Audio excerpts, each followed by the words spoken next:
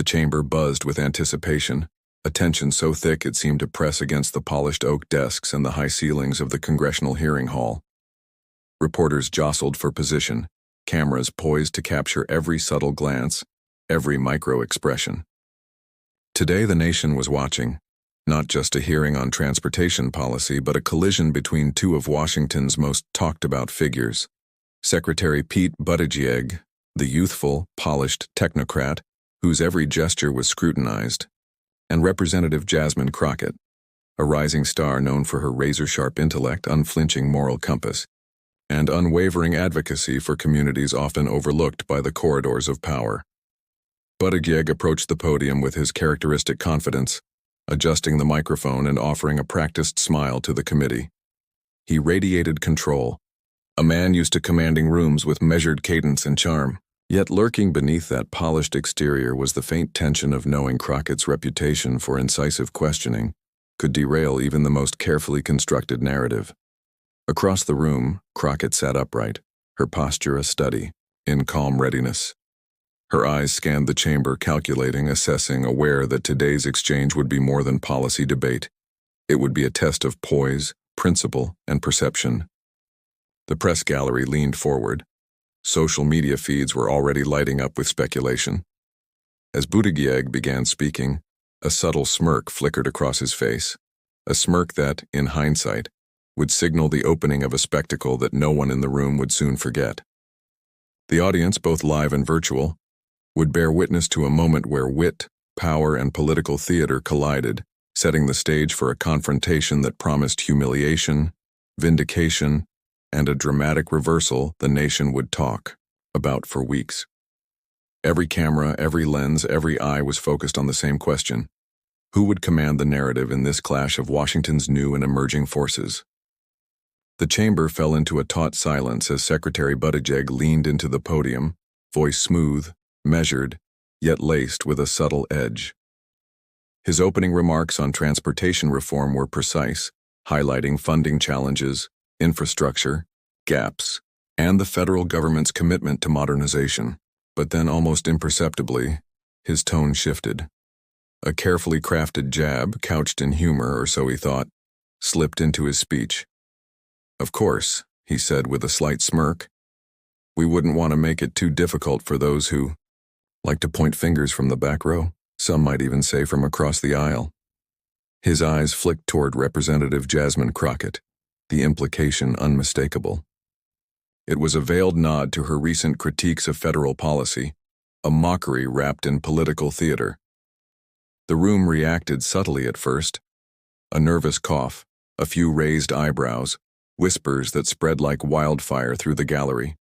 Social media, monitors in the corner blinked with notifications as live tweeting staff captured the moment, and the hashtag that would soon trend nationally began to take shape. Crockett, seated with an almost statuesque calm, met the gaze, her expression unflinching. The smirk on Buttigieg's face was met with quiet, potent composure. There was a faint spark of tension, a silent acknowledgement that this was no ordinary policy discussion. He had intended to assert dominance with humor. Instead, he had lit a fuse that could, and would, ignite a spectacle. For the viewers at home, the drama was immediate. A seasoned cabinet member daring to mock a rising representative in full view of the nation. For Crockett, it was an opportunity to demonstrate that wit and principle could outmaneuver arrogance, even under the harshest public scrutiny. Every word, every gesture from this point forward carried weight, and the chamber itself seemed to hold its breath, waiting for the inevitable collision. The chamber's tension shifted almost imperceptibly as Representative Jasmine Crockett rose from her seat. Every eye turned toward her, not just the committee, not just the press gallery, but millions watching online. Her posture was calm, her voice yet to break the heavy silence, but her presence alone demanded attention.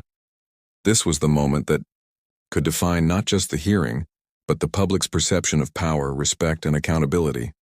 Crockett began deliberately, her words measured yet pointed. "With all due respect, Secretary Buttigieg, policy isn't a game, and the people we serve aren't props for political theatrics." The statement cut through the room with precision. She laid bare the implications of his joke, highlighting how dismissive rhetoric undermines the lived experiences of marginalized communities struggling with transportation inequities. Each sentence built like a crescendo, meticulously dismantling his condescension without raising her voice.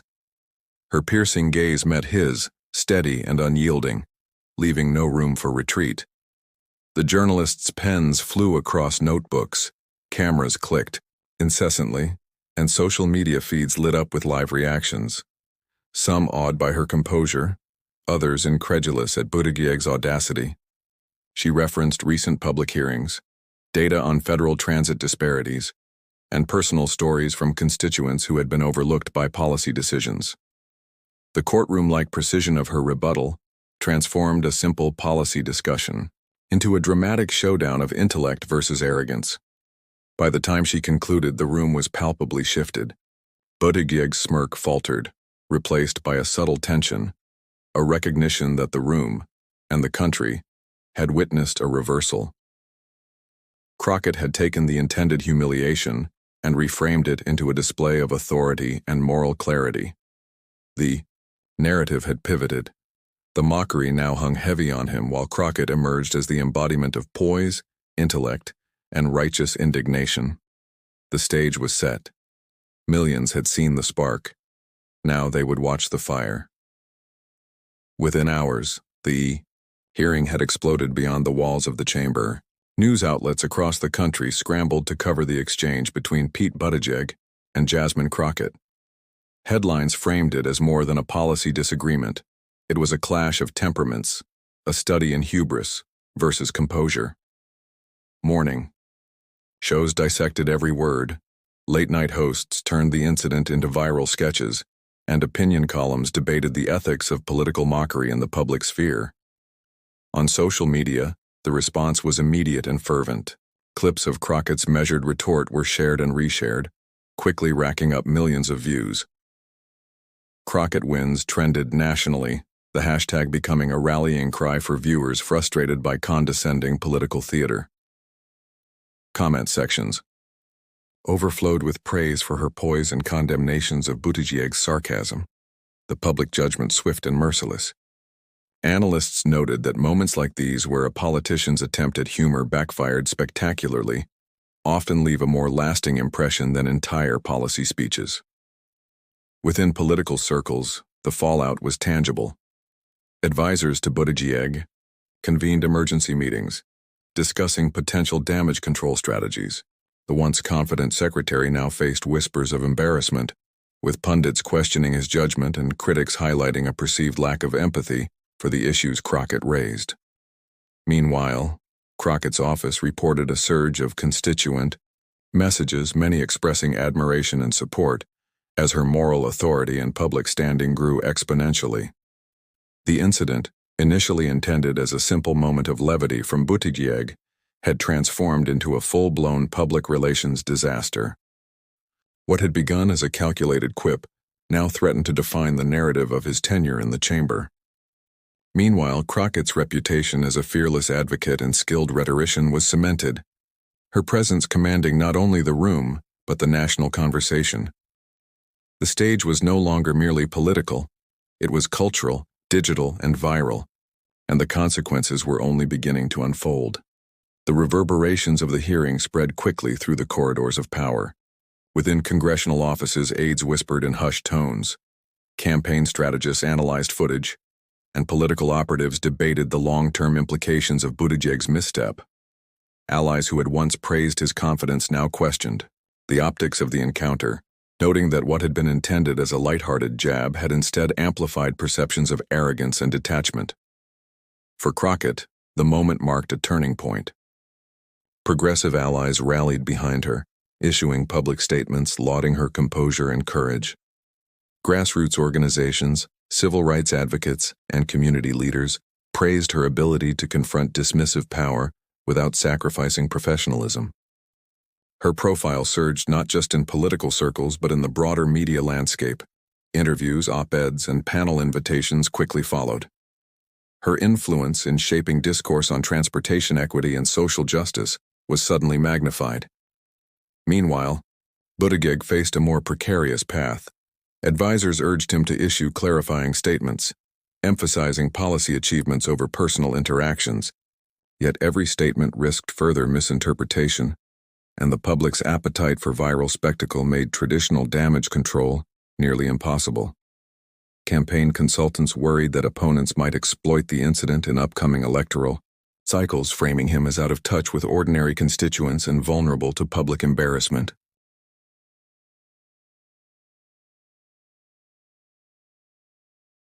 Even within the committee, the balance of authority shifted.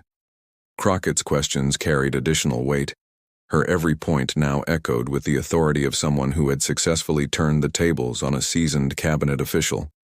Buttigieg, once the unchallenged center of attention, now navigated the room with caution, aware that each gesture could be scrutinized, replayed, and dissected in real time.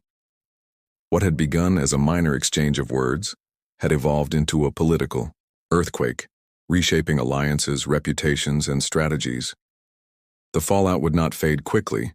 It was a lesson in the power of composure, the perils of underestimation, and the sudden, unrelenting spotlight of national scrutiny.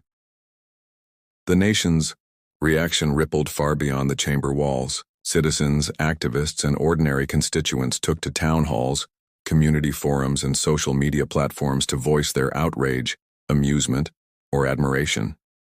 In neighborhoods across the country, conversations sparked about political decorum, respect, and the disconnect between public officials and the people they serve.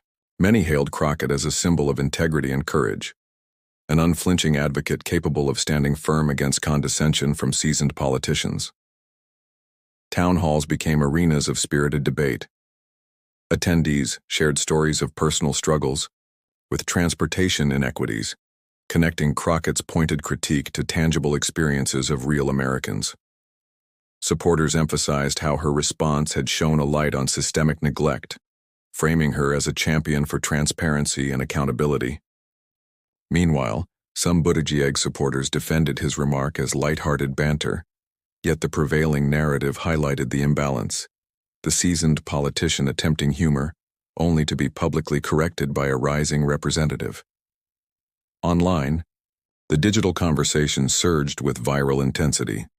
Memes, commentary threads, and viral clips amplified Crockett's poise while scrutinizing Buttigieg's tone.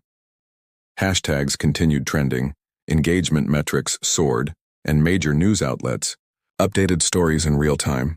The spectacle became a teaching moment, a cautionary tale about the fragile interplay between humor, power, and perception in politics.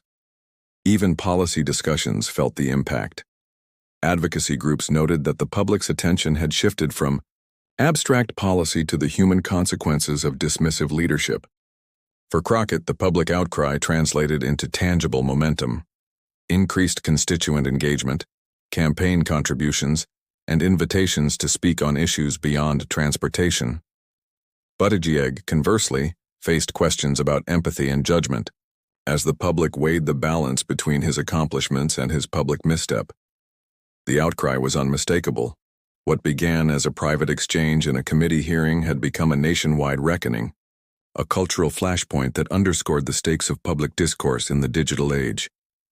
The incident had erupted across every conceivable media platform, transforming from a congressional hearing into a viral spectacle. Late-night talk shows seized the moment with gleeful precision. Comedians replayed Buttigieg's smirk in slow motion, juxtaposed with Crockett's unflinching retort, turning the political clash into comedic gold. Pundits dissected the exchange on cable panels, debating the broader implications of decorum, respect, and power dynamics in Washington. Every clip, every meme, every GIF amplified the story, sending it spiraling across the internet at a dizzying pace. Digital audiences were relentless. Twitter threads exploded with commentary. TikTok and Instagram reels reenacted the moment, often adding dramatic captions to highlight the humiliation Buttigieg faced.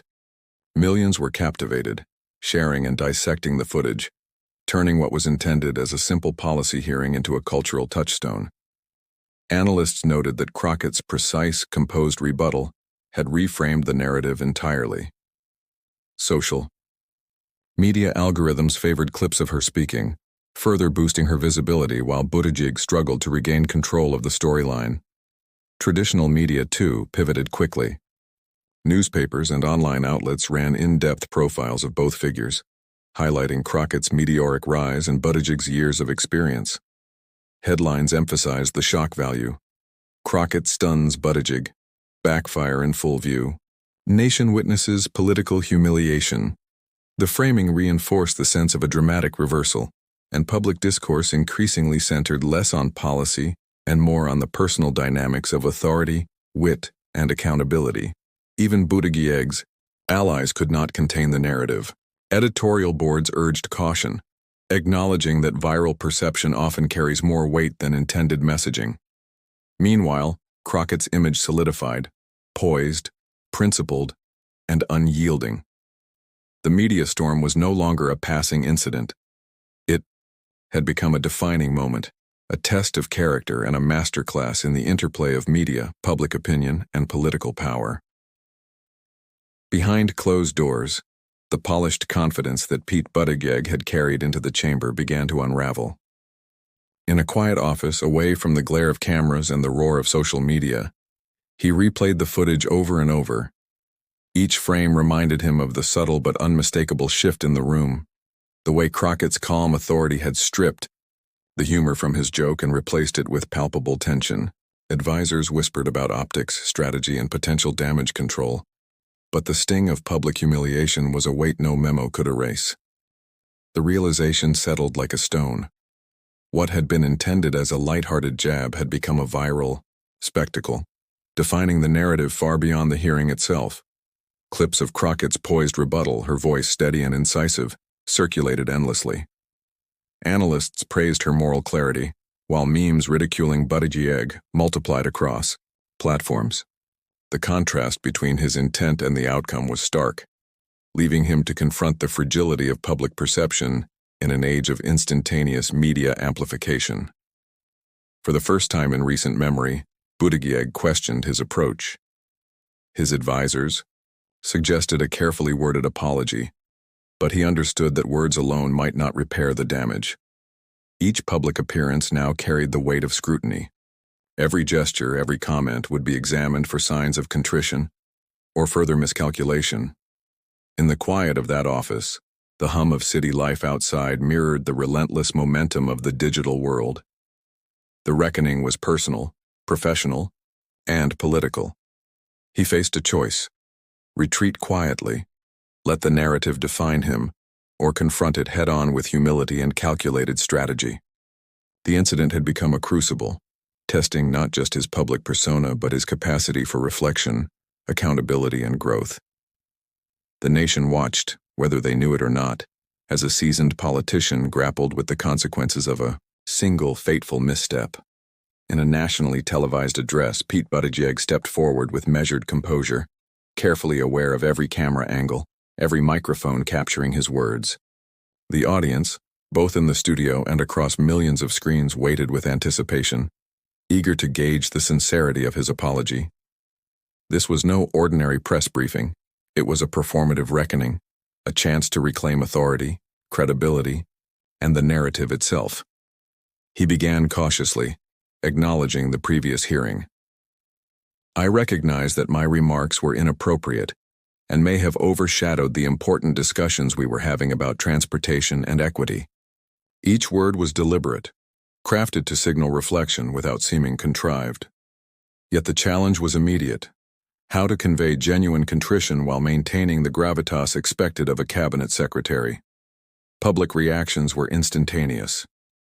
Analysts debated the authenticity of his tone, late-night commentators scrutinized his delivery, and social media erupted with polarized opinions. Supporters appreciated his acknowledgement of error, interpreting it as a mark of accountability. Critics, however, saw it as a calculated attempt at damage control, a performance designed to minimize reputational harm rather than a true expression of humility. Meanwhile, Crockett's stature remained largely unaffected. Her measured rebuttal had already shifted public perception, establishing her as a figure of moral clarity. Buttigieg's apology, no matter how sincere, existed in the shadow of that moment. his redemption attempt a footnote to her rising narrative. For Buttigieg, the address was both necessary and insufficient. He had recognized the misstep and attempted repair, yet the true challenge remained: rebuilding trust, proving empathy, and demonstrating that public humility could coexist with authority.